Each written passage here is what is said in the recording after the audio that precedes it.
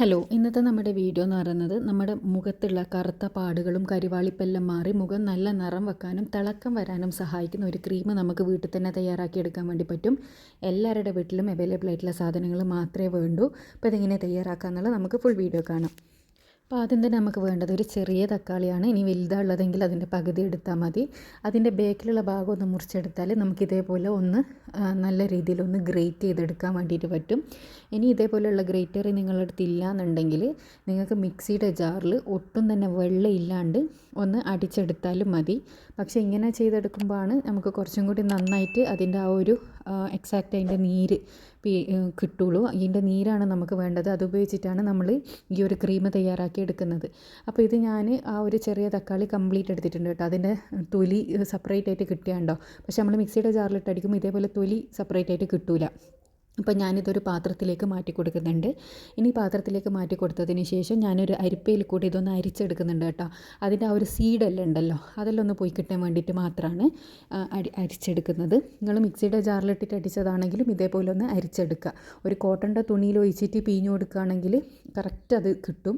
എല്ലാന്നാണെങ്കിൽ ഇതേപോലെയുള്ള അരിപ്പ ഉപയോഗിച്ചിട്ട് നമ്മൾ നല്ലോണം ഒന്ന് അരിച്ചെടുക്കുക. അപ്പോൾ അതിൻ്റെ ആ ഉള്ളിലുള്ള ആ കുരുവെല്ലാം ഉണ്ടല്ലോ അതെല്ലാം പോയി കിട്ടും.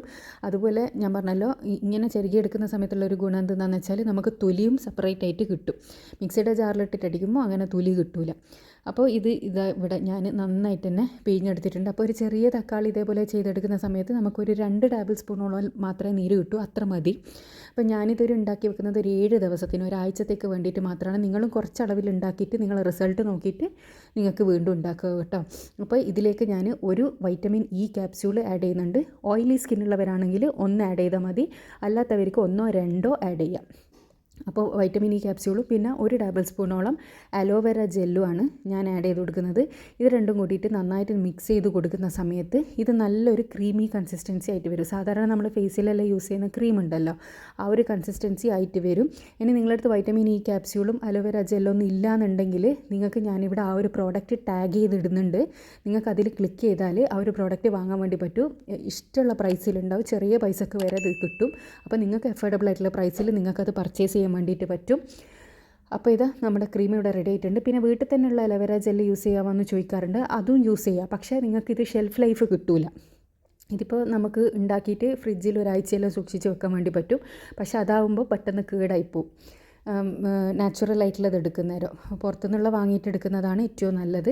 അപ്പോൾ ഇതുപോലുള്ളൊരു എയർ ടൈറ്റുള്ളൊരു കണ്ടെയ്നറിൽ നിങ്ങളിത് സൂക്ഷിച്ച് വെക്കുക എന്നാണെങ്കിൽ നിങ്ങൾക്കൊരു 7 ദിവസം രാത്രി തേച്ച് കിടക്കാൻ പറ്റുന്നതാണ്. അപ്പോൾ ഇതിങ്ങനെ ഉണ്ടാക്കി വെക്കുന്നത് കൊണ്ട് തന്നെ ഒട്ടും മടിയില്ലാണ്ട് നമുക്ക് ദിവസവും ചെയ്യാൻ വേണ്ടിയിട്ടും പറ്റും.